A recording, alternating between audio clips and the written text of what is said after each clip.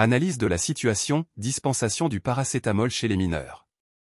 L'augmentation des cas de suicide chez les mineurs par ingestion de paracétamol a suscité des discussions au sein de l'Agence nationale de sécurité du médicament et des produits de santé, ANSM, concernant une éventuelle interdiction de la vente libre de ce médicament pour les moins de 18 ans. Voici les points clés à retenir. Constatation. Augmentation des intoxications volontaires.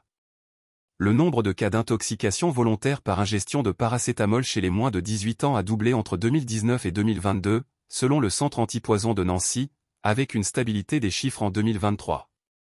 Les tranches d'âge les plus concernées sont les 10 à 15 ans. Comparaison avec d'autres médicaments. L'acide acétylsalicylique et l'ibuprofène, également utilisés dans des contextes suicidaires, présentent des chiffres moins préoccupants, soit en baisse, soit stables.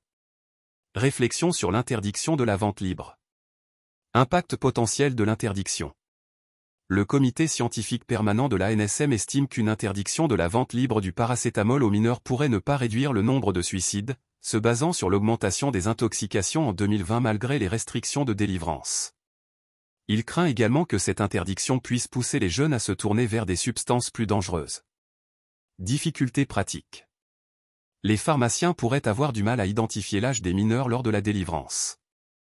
L'absence de régulation sur le nombre maximal de boîtes pouvant être délivrées sans ordonnance et la présence d'un antidote pour le paracétamol sont également des arguments contre l'interdiction.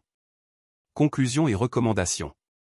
Rôle des pharmaciens, il est recommandé que les pharmaciens maîtrisent davantage la délivrance de paracétamol, notamment par des conseils personnalisés. Éducation des parents, avant d'envisager une interdiction de la vente libre, un message éducatif à destination des parents pourrait être une étape cruciale pour prévenir les intoxications volontaires chez les mineurs.